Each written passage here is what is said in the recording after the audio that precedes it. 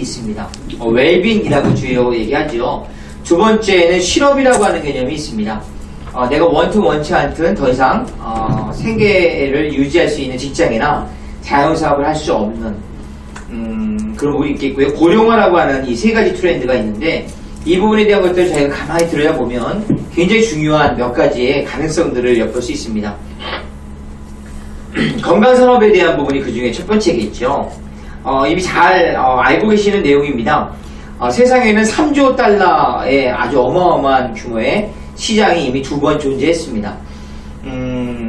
많은 전문가들이 이야기하는 첫 번째 시장은 자동차 시장이었고 두 번째 시장은 PC라고 하는 개인 컴퓨터에 관련된 시장이었고요. 그 다음에 이제 하나 더 온다고 한다면 그는 21세기 건강 비즈니스라고 하는 부분으로 이야기를 합니다. 여기 3조 달러라고 한다면 뭐 1,000원이라 쳐도 3,000조 정도의 시장이니까 굉장히 큰 시장이겠죠. 이런 시장에 대한 부분들을 폴 젠피저라고 하는 미국 대통령 두 분의 경제 자문을 했던 분의 건강관리 혁명이라는 책에서도 이렇게 나오고 있는데 여기 보게 된다면 이 시장이 우리가 인지하지 못하는 어마어마하게 존재하고 있고 사실 세상은 이 시장을 주목하고 있습니다. 세계보건기구 WHO는 이렇게 얘기합니다. 우리 지구촌에 있는 많은 사람들은 5가지의 생활습관병 때문에 고통을 당하고 삶의 질이 떨어지고 삶을 마감할 것이다. 이 당뇨병이라고 하는 거 저희가 이미 다루었고요. 심장병, 고혈압, 뇌졸중 이걸 굳이 말한다고 한다면 혈관 건강에 관련된 부분이겠죠. 그리고 이런 부분에 대한 것들이 모여지게 되면 저희는 그걸 동맥경화 그리고 그 동맥경화가 어느 부분을 표적으로 쳤나에 따라서 뇌면 뇌졸중 막히거나 터진 거에 의해서 뇌병색, 뇌출혈 심장에 관련된 것은 협심증이나 심장마비 뭐 이런 이야기를 합니다. 근데 이 네 가지에 대한 부분이 그렇게 우리한테는 새로워 보이진 않는데 놀랍게도 이 네 가지는 비만이라고 하는 부분이 다 직간접적으로 관여를 하고 있다. 그래서 이 5가지에 대한 부분들을 우리 주목해야 된다라고 이야기하고 있고요. 국제질병기구에서는 이때 뭐라고 얘기하냐면 비만은 모든 발병 가능한 우리가 말하고 있는 현대병, 식생활병, 문화병이라고 하는 이러한 병들을 다 언제 폭발하느냐의 시간적 문제지 항상 휴화산처럼 도사리고 있다라고 이야기를 하고 있습니다. 때문에 우리는 BCCP라고 하는 다이어트 프로그램에 관련된 부분들에 주목을 하게 되죠. 이 BCCP라고 하는 개념에 대한 부분들을 통해서 우리가 다이어트를 어떻게 하냐에 따라서 상당히 많은 부분이 달라질 것이다 라고 이야기를 합니다. 물론 요즘 매스컴에서 간헐적 이런 얘기 많이 나와서 좀 헷갈리실 수 있겠는데 어제도 아마 보셨을 것 같은데 그러나 거기서 절대 바뀔 수 없는 것은 결국 그것을 가만히 들여다보면 칼로리와의 싸움이라고 하는 부분을 알 수 있거든요. 오늘 그 얘기를 하려고 온 건 아니었으니까. 그런데 결국에는 그런 부분에 내가 어떻게 조절할 것이냐 라고 하는 개념에 대한 부분들을 보다 보면 별로 차이가 나지 않습니다. 하지만 저는 이 BCP에 관련된 부분에서 좀 더 적극적으로 말씀드리면 아침밥 시장이라고 하는 게 굉장히 중요하다 라고 하는 개념에 대한 부분들을 좀 더 이야기 드리고 싶고요. 아침밥은 사뿐히 이렇게 가볍게 먹을 수 있는 것들이 중요하겠죠. 아침밥 3끼를 먹으라는 개념이 아니라 아침을 먹지 않는 듯 하지만 또 먹은 듯하게 먹으라는 얘기입니다. 그러면 점심과 저녁이 다 문제가 없다라고 하는 게 비만기의 가장 큰 해결점이라는 부분 말씀드린 거고요. 병원에 가는 이유가 달라졌어요. 미국 같은 경우도 그렇고 우리나라 같은 경우도 마찬가지지만 예전에는 전염병이라든지 이런 쪽 때문에 병원에 가기도 했고 가기도 전에 돌아가셨습니다만 우리나라만 보더라도 혈관 관련되어 있는 당뇨, 암 이런 부분에 대한 것들이 우리가 병원에 가는 가장 대표적인 이유가 되고 있다는 것 이미 잘 알고 계시죠. 미국도 우리랑 별로 차이가 없어 보입니다. 이제 여기서 한 가지 우리가 힌트를 얻을 수 있는 게 병원 바깥에 있는 산업이다라고 하는 개념에 주목하셔야 되는데 우리는 의사가 아니죠. 그러다 보니까 우리가 병원 안에서 일어나는 어떤 많은 서비스라든지 그런 행위들에 대한 부분들 때문에 우리가 수익을 창출한다든지 그런 기회가 있기는 어렵습니다. 반면에 어떻게 보면 반갑게도 생활하고 있는 우리의 어떤 병원 안이 아닌 병원 바깥에서의 우리의 삶들이 때로는 병의 가장 중요한 원인들로 작용하고 있기 때문에 결국에는 뭐 유전이나 환경적 요인도 있지만 이렇게 먹고 또 이렇게 생활하는 그러한 습관들, 식생활 습관들, 생활 속에 있는 부분들이 그런 질병들이 원인이 된다고 한다면 우리 이 안에서 건강, 기능식품이라고 하는 부분들 이런 부분들을 충분히 열출할 수 있습니다. 저는 사실 이 이야기를 할 때 항상 생각나는 그러한 그 드라마가 있는데 그 미드라고 하죠. 미국 드라마. 거기에 하우스라고 하는 그러한 드라마를 굉장히 많이 생각을 해요. 뭐 보셨을 수도 있고 못 보셨을 수도 있겠는데 우리로 말한다면 뭐 예전에 그 병원 주제로 해서 했던 그러한 드라마들이 있죠. 뭐 그런 드라마의 하나일 수 있겠는데 조금 독특합니다. 굉장히 개박한 천재 의사가 나오고 그 의사의 이름이 하우스고 그래서 많은 사람들이 모든 병원에 가다가 나중에 죽기 직전에 하우스 의사 한번 만나고 죽자라고 하면서 오는 병원입니다. 그러니까 많은 큰 병원의 전문가들이 하다 안 되면 오는 곳이기 때문에 굉장히 난이도가 있는 환자들이겠죠. 근데 이 환자들이 왔을 때 몇 가지 환경들이 보이는데 한 대여섯 명쯤 되어지는 하우스를 중심으로 한 그 멤버들이 모여서 그 환자의 온갖 데이터들을 다 보면서 이 환자는 이런 병일 것이다 라고 이야기 누군가 하면 또 반문을 합니다. 그러면 이런 몸에 데이터 나오지 않는데 그래서 그건 아니야.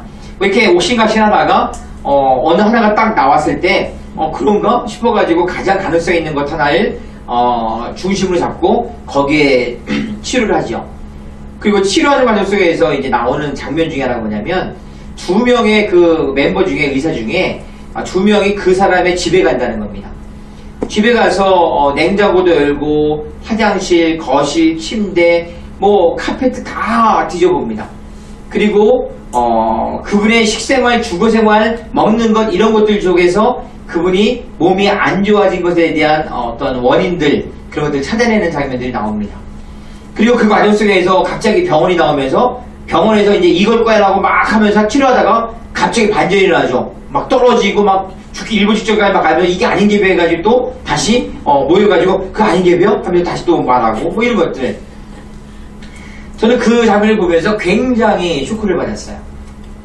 왜냐면 저는 우리나라에서 알아주는 병원에 한 2년 반 동안 저희 애가 좀 아팠기 때문에 일주일에 5일을 출근을 했거든요. 아침에 7시에 집에 나와서 저녁에 8시에 9시에 들어갔어요. 토요일, 일요일만 안 가고 월요일부터 금요일까지는 하루도 빠지지 않고 갔거든요. 그때 저는 병원 하면은 지금도 자다가도 벌떡 일어납니다. 근데 제가 2년 반 동안 그 특진을 하면서 어마어마한 나름대로는 우리는 잘 나간다고 하는 분들을 통해서 한 2시간 기다리고 한 3분, 뭐 2분 만나고 나와가지고 약 기다리고 약 맞는데 한 6시간, 7시간 쓰고 뭐 이런 걸 했던 저에게는 그 장면이 너무나 낯설게 보였던 거예요. 왜냐면 저한테 우리 집에 오겠다는 얘기 하신 의사 선생님이 아무도 없었거든요. 제가 보기에는 우리 병원 안에서의 부분은 우리와 무관하다고 하다 치더라도 병원 바깥에서 일어나는 이러한 부분들이 우리가 아파하거나 앞으로 아플 수 있는 가능성이 있는 그 모든 것에 아주 상당히 많은 부분들을 얘가 관여하고 있을 거라고 확신합니다. 때문에 여기 있는 이 부분들을 누군가는 해결해 줘야 되는데 지금 병원 안에서는 이걸 해결할 수 없고요. 그 다음에 일반인들이 이런 부분들을 또 이야기하기에는 어려울 겁니다. 때문에 건강 관련되어 있는 업에 종사하시는 여기 사장님들 같이 열정도 있고 그리고 목표도 있고 또 거기에 관련되어서 전문적인 부분들에 대해서 계속 갈구하고 계신 사장님들의 몫이라고 생각합니다. 그래서 오늘 저는 이 부분에 대한 것들이 얼마나 큰 시장인지에 대한 부분들을 지난 4주 동안 이야기한 거라고 생각해 주시고요. 오늘 거기에 관련되어 있는 부분에 비전을 나누고자 하는 겁니다. 건강기능식품은 계속적으로 늘어나고 있습니다. 뭐 그 매출이 이미 엄청난 속도로 늘고 있기 때문에 실제로 여기에 관련되어 있는 가능성은 민간요법까지 가게 되면 더 많을 거니까 그건 빼더라도. 그래서 이 폴젠프리저라고 하는 건강관리명을 지은 이 저자는 이렇게 이야기하죠. 만약에 21세기에 단 한 시장에서 부자가 나와야만 한다면 그 시장은 건강시장일 거다라고 이야기하고 있고 사실 거기에 관련돼서는 어느 누구도 부인하지 못하고요. 우리나라는 요즘 국민건강증진법에 의해서 굉장히 많은 사람들이 건강에 관련되어 있는 부분을 주목하고 있습니다. 때문에 여기에 우리가 좀 더 많은 그런 가능성들이 엿볼 수 있을 거라는 거죠. 저는 건강에 관련되어 있는 트렌드를 말씀드렸습니다. 건강과 관련되어 있는 이 트렌드는 뭐 트렌드의 표현이 맞는지 모르겠지만 지금 어마어마한 속도로 많은 기회들을 열고 있고요. 요즘은 화장품 전문 회사들이 건강식품 시장에 눈을 떠서 또 아주 빠른 속도로 지금 이쪽을 진입하고 있기 때문에 이제 우리의 라이벌이, 뭐 라이벌이라는 표현을 쓰고 싶지 않지만 우리의 라이벌이 건강식품을 주로 했던 쪽보다는 그쪽은 당연히 있고 오히려 전혀 예상치 않았던 곳에서 갑자기 건강식품에 상당히 많은 비중을 두고 있다는 것 주목해 볼 만하죠. 두 번째 실업입니다. 너무 잘 아시기 때문에 이 실업에 대한 얘기를 굳이 많이 하지 않지만 가장 자주 보시는 도표가 이거죠. 우리가 시간을 지내고 좀 더 많은 시간들을 투자하거나 야근을 하거나 아니면 샷다운을 빨리 올리고 더디 늦게 끝까지 뭐 요즘 24시도 많죠. 그렇게 하게 된다면 수입은 계속 늘어날 거야 라고 하는 것이 우리들의 생각이었죠. 하지만 우리가 이미 인지하고 있듯이 어느 순간 내가 자이든 타이든 더 이상 하지 못할 그 순간이 오게 되면 우리의 수입은 거의 제로가 되게 되고 바로 우리의 생계를 위협하는 그러한 부분이라고 하는 것 우리가 너무 많이 잘 알고 있지 않습니까? 얼마 전에 어떤 분이 그러더라고요. 이것 때문에 난 너무 반갑다. 정년퇴직이 5년 늘어났지 않냐. 55세에도 60까지 늘어났는데 글쎄요. 55세의 정년이었을 때 우리가 50세를 넘기는 분이 많지 않았던 것 같은데 보통 개인 그러한 회사 같은 경우에는 50세를 넘겨서도 회사 다니려고 하면은 두 가지 조건이 된다고 합니다. 오노이거나 아니면 오노의 친한 친구쯤 되면 다닐 수 있다고 하는데 5년 늘어난 것이 과연 우리에게 얼마나 많은 부분들에 안정성을 줄 수 있을지 그건 정해지고 아니면 공무원이거나 공공기관인 경우는 가능하겠지만 웬만하면 적용되지 않을 것이다. 그렇다고 한다면 여기 있는 이 실업이라고 하는 개념에 대한 부분은 우리에게 너무 큰 부담을 주죠. 왜냐하면 얘 때문입니다. 고령화 때문이죠. 우리가 고령화라고 하는 개념 제가 바로 설명드리겠지만 우리는 이미 고령화 사회를 지나서 이미 고령화 사회는 2000년에 우리 지나갔습니다. 그리고 이제 초고령 사회라고 하는 65세 이상 인구가 전체 인구 20%를 넘을 때 그게 대략 2026년쯤 생각하고 있으니까 앞으로 한 10여 년 정도만 있으면 우리는 초고령 사회가 됩니다.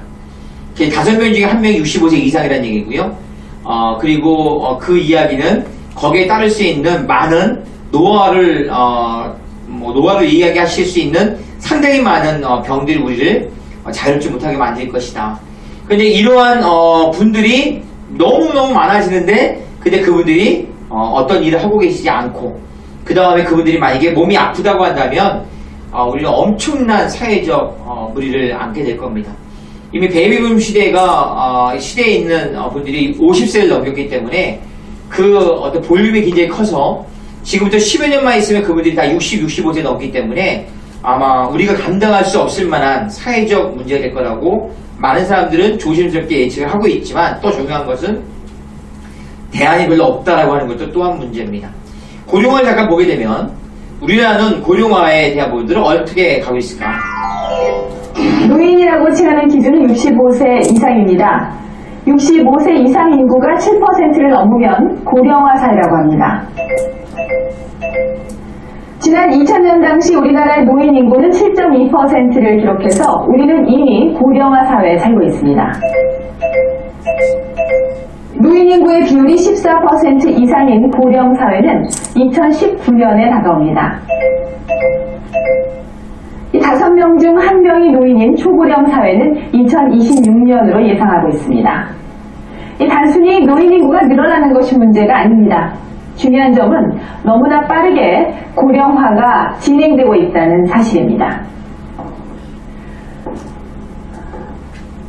이 프랑스가 고령화 사회가 되는 데까지 걸린 시간은 무려 115년. 다시 40년이 지나야 초고령 사회가 됩니다. 이 미국의 경우도 각각 72년과 16년이 걸립니다. 하지만 우리나라는 고령 사회가 되는데 19년, 그리고 초고령 사회가 되기까지는 고작 7년입니다. 세계적으로 유례를 찾아보기 힘든 빠른 속도입니다. 이 노인 인구가 많아진다는 것은 그만큼 치매 환자도 급속하게 증가한다는 뜻입니다. 네. 전 세계에서 이 초고령 사회로 가는 속도가 가장 빠른 나라가 우리나라입니다. 유례를 찾아볼 수 없다라고 이야기하고 있고요.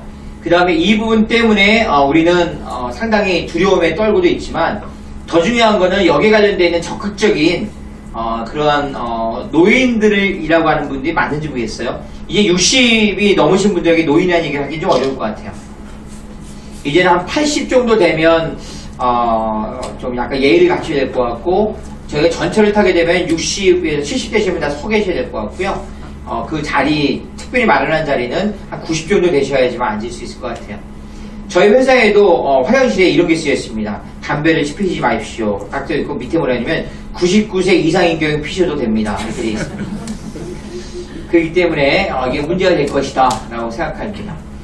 지금 이제 이렇게 된다고 한다면 지금 보십시오. 저희가 초고령 사회라고 하는 개념에 대한 부분들의 목전에 와 있고, 그 다음에 우리는 생계라고 하는 개념에 대한 부분들의 어떤 위협을 당하고 있고, 우리는 그만큼 건강이 따르고 있지 못하다 라고 하는 세 가지 트렌드는 우리가 인생 100세 시대라고 하는 부분들을 그렇게 해피하게 받아들이기 좀 어렵게 만드는 환경인 것 같습니다. 2010년 현재 80세 평균 수명, 그리고 통계청이 말한 2011년 현재 81.2세. 평균 수명이라고 하는 거니까 예를 들어서 웬만하면 그렇게 사시고요. 특별히 질병이나 교통사고가 아니라면 그 이상 사실 수도 있다는 얘기라고 한다면 이제 우리는 80세는 이미도 너끈히 살고 계시고요. 그 다음에 50년이 되면 2050년이 되면 100세를 살 것이다.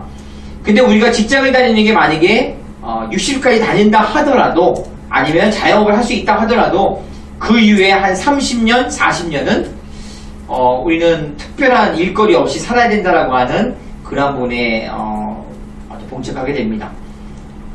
수익 곡선이라고 하는 개념이 이렇게 가게 되죠. 주지 나이를 대입하면 한 이 정도쯤 됩니다. 한 20대 중후반에 우리가 일을 하게 되고, 그 다음에 한 50세 중후반쯤 되면 퇴직을 하고, 그 다음에 90세 정도가 되면 이제 삶을 마감하죠. 여기에 지출곡선이라고 하는 것을 대입하게 된다면 이렇게 나오게 된다고 하죠. 여기서 수입과 지출이 마주치는 이때쯤 되면 자녀가 대학을 입학하는 거고, 그 다음에 이미 수입은 줄어들게 되어졌고, 그다음 계속적으로 지출이 늘다가 어느 순간쯤 돼서 자녀가 결혼을 하게 될 쯤 되면 기둥뿌리가 한두 개 정도 이제 빠지고 그래서 무너지게 되죠. 이렇게 되어지고 난 다음에 우리가 이제 좀 살아볼까 하는데 그때부터 한 30년 삽니다. 해피하십니까? 사실 이게 비관적으로 얘기한 것보다는 그냥 요즘에 이야기한 것 같습니다. 오히려 이게 점점 늘어난다고 하는 개념에 대한 부분, 나머지는 거의 변화가 없다고 하는 부분, 그리고 대학 입학금이 점점 커진다고 하는 것만 본다면 오히려 좀 더 우울해질 수 있는 여지가 있습니다. 우리 이러한 어떤 경제적인 부분에 대한 것까지 같이 조명한다면 우리는 이 인생 100세라고 하는 개념이 과연 해피할까라고 하는 개념에 대해서는 조금은 의문점이 생기죠. 분명히 장수는 축복입니다. 근데 건강한 장수가 축복이지 가족도 기억하지 못하고, 지난번에 말씀드렸죠. 그 다음에 내 사랑하는 내 와이프, 내 남편, 그 다음에 사랑하는 자녀들, 손주들, 그 다음에 내 이름까지, 내가 어떠한 사람인지에 대한 존재의 가치까지도 우리가 잃게 된다면, 그리고 숨이 붙어 있다고 한다면 그건 행복이 아니라 죄송하지만 저주일 수도 있습니다. 그런 모습을 바라보는 가족들도 만만치는 않겠죠. 근데 우리는 거기에 관련해서 너무 준비가 되어 있지 않은 상태에서 우리는 열심히 살고 있는 것 같습니다. 이게 지금의 우리의 모습입니다. 우리가 미국의 경우 많이 이야기하죠. 65세 이상 노인들 중에 2% 정도만 경제적으로 자유롭고 나머지 98%는 뭔가 의존하거나 아니면 또 스스로 일을 하거나라고 하는 것 많이 들으셨습니다. 우리가 이 2% 안에 들어가지 못하는 것 너무나 안타깝지만 아무리 이렇게도 98%는 존재한다고 본다면 왜 이렇게 98%가 못했을까? 은퇴 후에 대한 부분, 이런 이야기 주로 합니다. 그 중에 이 네 가지 한번 보면 자녀에 대해서 과다한 투자를 했다. 그 다음에 소득이 워낙 적었기 때문에 현재빵을 해결하기 힘들었기 때문에 은퇴 준비를 한다라고 하는 것 자체가 현실적으로 어려웠다. 그 은퇴를 준비하는 것에 대한 인식이든 자산을 모으는 것에 대한 지식이 부족했다. 우리와 같은 이러한 인쇄소 수입에 대한 정보도 없었다. 이런 부분에 대한 것들이 이분이 65세에 넘은 상황에서 뭔가 준비되지 않은 모습을 연출하게 됐다라고 한다면 우리가 여기서 그렇게 크게 다를 것 같지 않은데 우리가 만난 많은 분들이 사실은 이 자녀가 연금인 것처럼 생각한 적이 있지 않습니까? 자녀에게 모든 걸 바쳤고 그 자녀는 모든 것을 가져갔고 그리고 자녀가 이제 뭔가 섬겨야 될 때쯤 되게 되면 현실에 급급하다 보니까 어려웠고 그런 와중에 사랑하는 그 부모는 오류했던 것에 대한 그 열정을 여전히 갖고 있지만 주머니도 비어있고 그리고 사실은 기억력도 상실되어 있고 그래서 어느 순간 그 부모님은 기억의 저편에 가 계시고 뭐 이런 것들에 대한 것들이 우리가 얼마 전에 들었던 치매라고 한다면 정말 우울해집니다.